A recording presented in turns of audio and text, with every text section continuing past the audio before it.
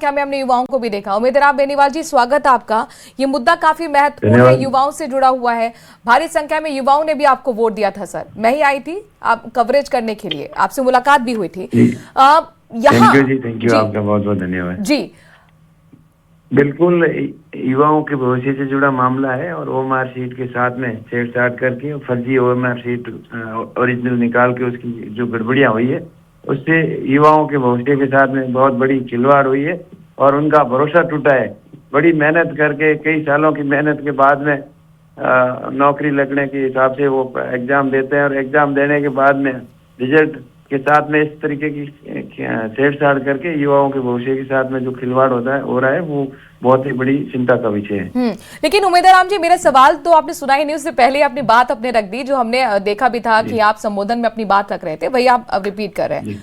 यहाँ पर बीजेपी कह रही है, यहाँ पर राजेंद्र राठौर कह रहे हैं, यहाँ पर सवाल ये है कि गड्ढा खोदा गया कांग्रेस के वक्त। बीजेपी कह रही है भरने का काम तो हमारी सरकार कर रही है और आप युवाओं को उस गड्ढे में गिरने का डर दिखा रहे हैं। नहीं, ऐसी बात नहीं है। जब भी जो भी भर्ती के अंदर गड़बड़ियां हुई है उनकी निष्पक्ष जांच की हम मांग करते हैं। लेकिन हम तो शुरू से ही बीजेपी पहले से ही जब सत्ता के अंदर आ रही थी, विधानसभा के चुनाव थे, उस समय बहुत बड़ी बड़ी बातें कर रहे थे कि हम ऐसे कर देंगे वैसे कर देंगे। लेकिन हाथी के दांत दिखाने के लिए अलग होते हैं, खाने के लिए अलग होते हैं, वही विचारधारा बीजेपी की है। शैलेंद्र जी जवाब देना चाहेंगे? हाथी के दांत दिखाने के और हैं, खाने के और हैं, यही स्थिति है इस वक्त ओएमआर घोटाले में।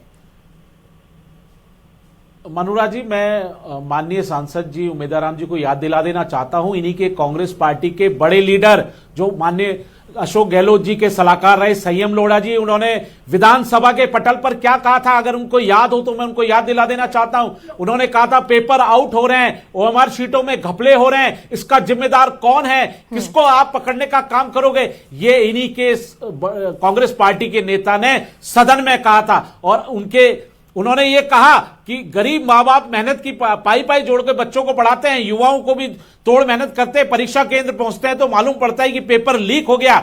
संयम लोढ़ा ने कहा था पेपर लीक के मुख्य अपराधियों को अगर बचाते रहे तो कितनी भी सजा बढ़ा दो, राजस्थान के नौजवान को उनकी कीमत चुकानी पड़ेगी। अरे मैं पूछना चाहता हूं माननीय सांसद जी से, आप किस मुंह से आंदोलन कर रहे हैं? आपके समय के जो घपले घोटाले हुए, जो युवाओं का भविष्य बर्बाद हो गया, अपराधियों को संरक्षण देने का काम किया, राजस्थान से भगा देने का काम किया, उनको पकड़ने का काम माननीय वजनलाल सरकार ने किया है। हमने 2 साल में 138 एफआईआर दर्ज करके, अरे सर अभी पूरी डिबेट बनी है, अरे अपराधियों को पकड़कर जेल में डालने का काम। अभी युवा भी जुड़ेंगे, उनके भी सवाल होंगे आपसे, थोड़ी एनर्जी बचा के रखें। उमेदर जी जवाब दीजिएगा। उमेदराम जी देखिए जी, जो सिस्टम में बैठे लोग हैं इनकी ऊपर पकड़ नहीं है इनकी, और ये लोग आज से नहीं है, 11 साल से है। 11 साल में कितनी भर्तियां हुई, कितने युवाओं के भविष्य के साथ में इतना बड़ा खिलवाड़ हुआ। आखिर जिम्मेदार लोग कौन है? उन जिम्मेदार लोगों के खिलाफ एक्शन लो।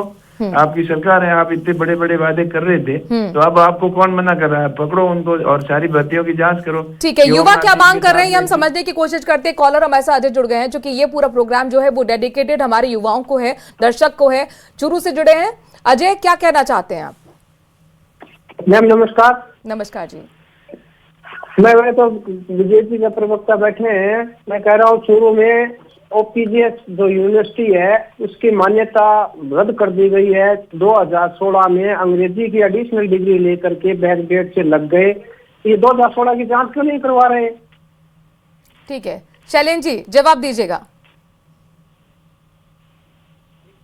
जहां भी अनियमितताएं हुई है, फर्जी डिग्री आई है, माननीय भजनलाल सरकार की जो राजस्थान पुलिस है वो यूपी तक गई है, मध्य प्रदेश तक गई है, हमने ये सारे फर्जीवाड़े का भंडा फोड़ किया है। और अगर जांच जारी है, अगर कोई भी इसमें दोषी होगा, अधिकारी, कर्मचारी, नेता, किसी को भी बख्शा नहीं जाएगा।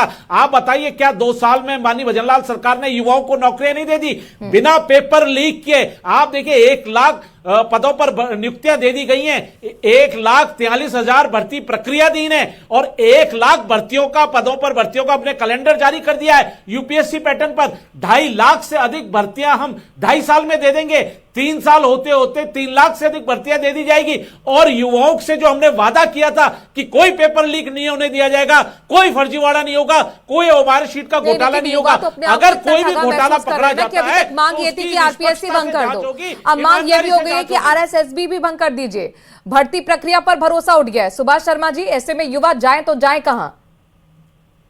राइट, देखिए बात यह है कि हमारे देश में पता नहीं क्या स्थिति चल रही है। बड़ा दुर्भाग्यपूर्ण मामला है कि सरकारी नौकरियों के लिए एक तो इतनी लंबी लाइन लगी हुई है कि जिसकी कोई हद नहीं है। जिसको देखो वही सरकारी नौकरी में घुसना चाहता है। जबकि आप देखिए जरा कि जब जिसको हम आजादी कहते हैं, उस आजादी के वक्त में सरकारी नौकरी पकड़ पकड़ कर लगाना चाहती थी सरकार, हाँ। लेकिन लोग नहीं जाना चाहते थे। हाँ। पटवारी बनाना, टीचर बनाना, हाँ। छोड़ के आ जाते थे कि नहीं हमें नहीं करना ये काम। हाँ। हमें हमारा काम करना है जो हमें पुश्तैनी तौर पर हम करते आए हैं। खेती का काम है, मूर्ति कला का काम है, इसका लकड़ी का काम है, ये करते थे लोग और उसमें वो खुश थे।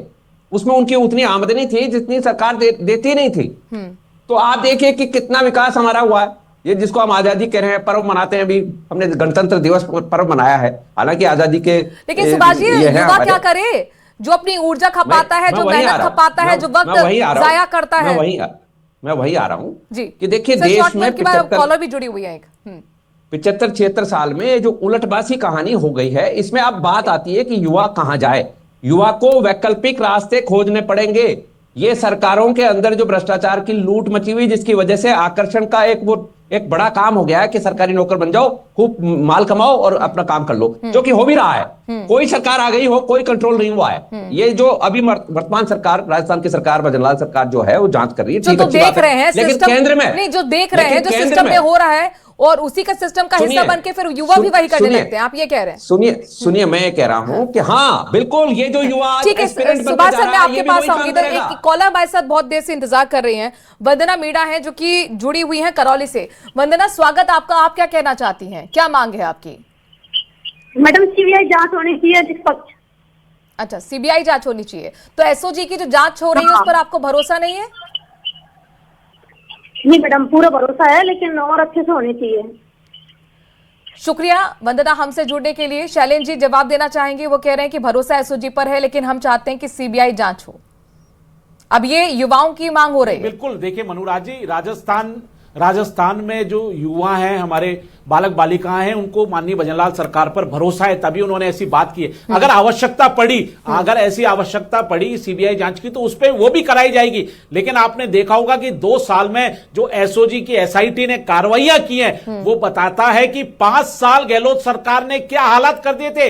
राजस्थान के युवाओं के भविष्य को बर्बाद कर दिया। किस तरह से अपराधियों को संरक्षण देने का काम किया, पेपर लीक माफियाओं को पनपाया, जादू से पेपर को बाहर निकाल दिया, बड़े बड़े जादू दिखा के युवाओं के जो सपने थे उनको चकनाचूर कर दिया, और उसको सब ठीक करने का काम माननीय भजनलाल सरकार कर रही है। ठीक है। राजस्थान बेरोजगार यूनियन के अध्यक्ष भी हनुमान किसान हमारे साथ जुड़े। हनुमान जी, अब तक पेपर लीक से परेशान थी युवा, और अब ओएमआर शीट घोटाला ये सामने आ गया है। वो ओएमआर जो माना जाता था कि इससे काफी हद तक पारदर्शिता आती है।